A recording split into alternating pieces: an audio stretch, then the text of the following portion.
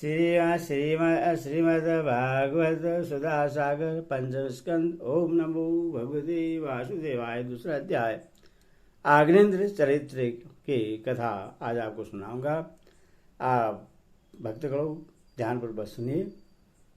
सुखदेव जी कहते हैं, पिता परिवर्त की इस प्रकार तपस्या में संलग्न हो जाने पर राजा अग्निन्द्र उनकी आज्ञा का अनुसरण करते हुए जम्बूद्वीप की प्रजा का धर्मानुसार पुत्रवत पालन करने लगे। एक बार वे पितृलोक की कामना से सतपुत्र प्राप्ति के लिए पूजा की सब सामग्री जुटाकर सुर सुंदरियों के क्रीड़ा स्थल मंदराचल की एक घाटी में गए और तपस्या में तत्पर होकर एकाग्र चित्त से प्रजापति के पति श्री ब्रह्मा जी की आराधना करने लगे।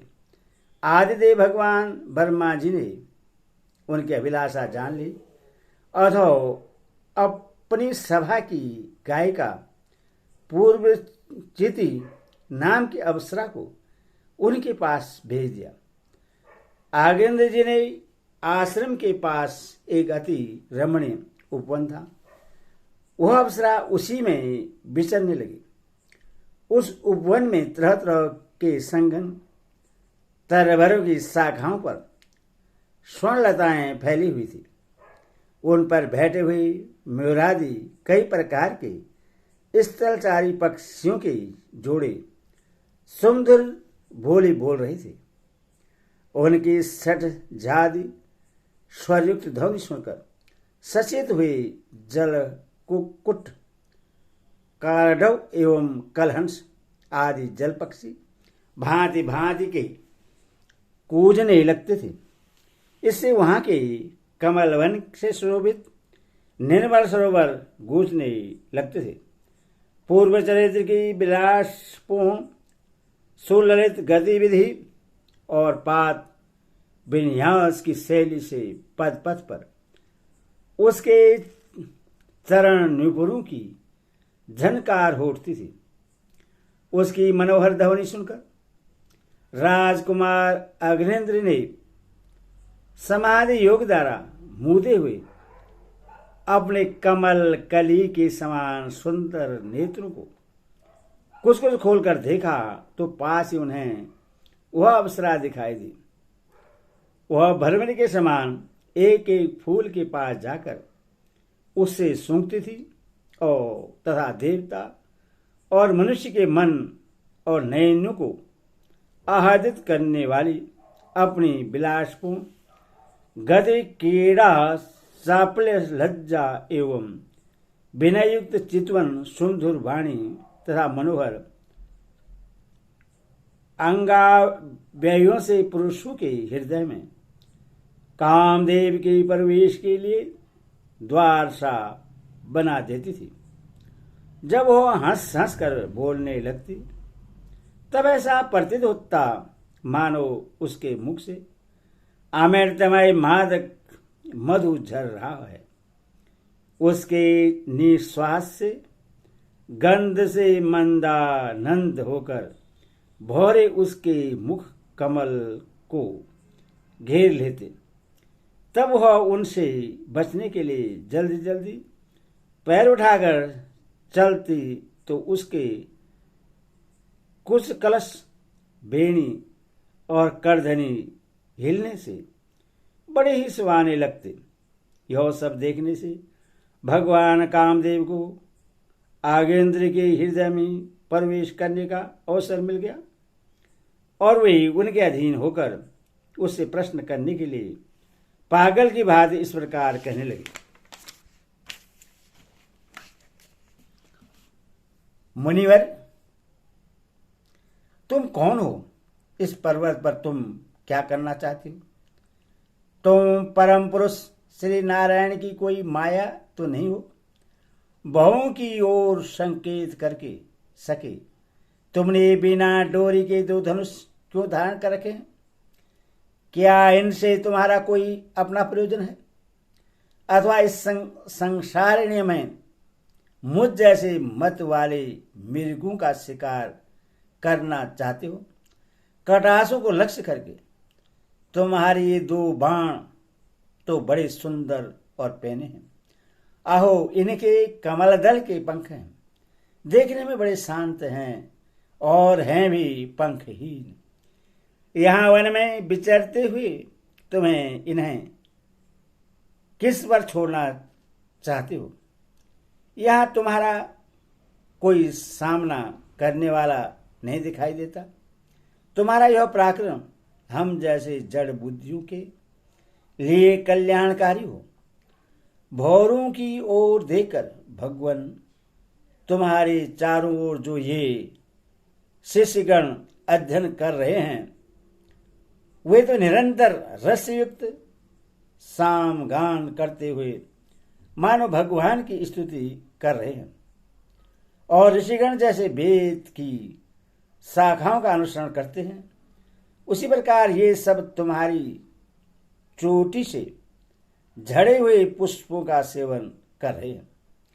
निपुणों के शब्द की ओर संकेत करके ब्राह्मण तुम्हारे चरण रूप पिजड़ों में जो तितर बंद है, उनका शब्द तो सुनाई देता है, परंतु रूप देखने में नहीं आता। करधनी सहित पीली साड़ी में अंग की कांति की उत्प्रेक्षा कर तुम्हारे नितंब पर यह कदम्ब कुसुमों की सी आभा कहाँ से आ गई? इनके ऊपर तो अंगारों का मंडल सा भी दिखाई देता है, किंतु तुम्हारा वलकल वस्त्र कहाँ है? कुकुम मंडित कूचू के उलक्ष्य करके द्विजवर तुम्हारा इन दोनों सुंदर सींगों में क्या भरा हुआ है? अवश्य इनमें बड़े अमूल्य रत्न भरे हैं। इसी से तो तुम्हारा मध्य भाग इतना कृष्ण होने पर भी तुम इनका बोझ ढो रहे हो। यहाँ आकर तो मेरी दृष्टि मानो अटक गई है, और सुबह इन सींगों पर तुमने यह लाल लाल लेप सा क्या लगा रखा है? इसकी गंध से तो मेरा सारा आश्रम महक उठा है। मित्रवर, मुझे तो तुम अपना देश दिखा दो, जहाँ के निवासी अपने वज स्थल पर ऐसे अद्भुत अवयव धारण करते हैं, जिन्होंने हमारे जैसे प्राणियों की चित्तों को शुद्ध कर दिया है, तथा मुख में विचित्र हाव भाव, सरस भाषण और अधरामृत जैसी अनूठी वस्तुएं रखते हैं। पेरिवर, तुम्हारा भोजन क्या है, जिसके खाने से तुम्हारे मुख से हवन सामग्री की सी सुगंध फैल रही है? मालूम होता है तुम कोई विष्णु भगवान की कला ही हो, इसीलिए तुम्हारे कानों में कभी पलक न मारने वाले मक्कर के आकार के 2 कुंडल हैं। तुम्हारा मुख एक सुंदर सरोवर के समान है, उसमें तुम्हारे चंचल नेत्र भय से कांपती हुई 2 मछली के समान, दंत पंक्ति हंसों के समान और घुंघराली अलकावली भौरू के समान शोभायमान है। तुम जब अपने कर कमलों के थपकी मारकर इस गेंद को उछालते हो, तब यह दिशा विदिशाओं में जाती हुई मेरे नेत्र को तो चंचल कर ही देती है, साथ साथ मेरे मन में भी खलबली पैदा कर देती है। तुम्हारा बांका जटाजुट खुल गया है, तुम इसे संभालते नहीं। अरे यह धूर्त वायु कैसा दुष्ट है, जो बार बार तुम्हारे नीवी वस्त्र को उड़ा देता है। तपोधन, तपस्वियों के तप को भ्रष्ट करने वाला यह अनुरूप तुमने किस तप के प्रभाव से पाया है? मित्र, आओ कुछ दिन मेरे साथ रहकर तपस्या करो, अथवा कहीं विश्व विस्तार की इच्छा से ब्रह्मा जी ने ही तो मुझ पर कृपा नहीं की है। सचमुच तुम ब्रह्मा जी की ही प्यारी धेन हो। अब मैं तुम्हें नहीं छोड़ सकता। तुम में तो मेरे मन और नयन जैसे उलझ गए हैं कि अन्यंत्र जाना ही नहीं चाहते। सुंदर सींगों वाली तुम्हारा जहां मन हो मुझे वहीं ले चलो। मैं तो तुम्हारा अनुचर हूं और तुम्हारी ये मंगलमयी सखियां भी हमारे ही साथ रहे। श्री सुखदेव जी कहते हैं, राजन, आग्नेन्द्र देवताओं के समान बुद्धिमान और स्त्रियों को प्रश्न करने में बड़े कुशल थे। उन्होंने इसी प्रकार की रति चातुर्मयी मीठी मीठी बातों से उस अप्सरा को प्रश्न कर लिया। वीर समाज में अग्रणी आग्नेन्द्र की बुद्धि, शील, रूप, अवस्था, लक्ष्मी और उदारता से आकर्षित होकर वह उन जम्बू दीवाधिपति के साथ कई हजार वर्षों तक पृथ्वी और स्वर्ग की भोग भोगती रही।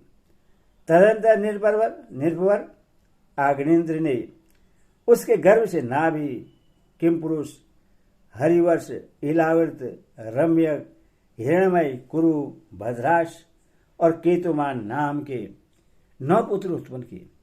इस प्रकार 9 वर्ष में प्रतिवर्ष एक के कर्म से 9 पुत्र उत्पन्न कर पूर्वचित उन्हें राजभवन में ही छोड़कर फिर ब्रह्मा जी की सेवा में उपस्थित हो गई। ये आगेंद्र के पुत्र माता के अनुग्रह से स्वभाव से सुडोल और सबल शरीर वाले थे। आग्नेन्द्र ने जम्बूद्वीप के विवाह करके उन्हीं के समान नाम वाले 9 वर्ष भूखंड बनाए और उन्हें एक एक पुत्र को सौंप दिया। तब वे सब अपने अपने वर्ष का राज्य भोगने लगे। महाराज आग्नेन्द्र दिन दिन भोगों को भोगते रहने पर भी उनसे अतृप्त ही रहे। वे उस अप्सरा को ही परम पुरुषार्थ समझते थे। इसीलिए उन्होंने वैदिक कर्म के द्वारा उसी लोक को प्राप्त किया जहां पितृगण अपने सुकृतों के अनुसार तरह तरह के भोगों में मस्त रहते हैं। पिता के परलोक से जाने पर नाभि आदि 9 भाइयों ने मेरु की मेरु देवी, प्रतिरूपा, उग्रदृष्टि, लता, रंबिया, श्यामा, नारी भद्रा और देवविति नाम की 9 कन्याओं से विवाह किया। हरि ओम तत्सत।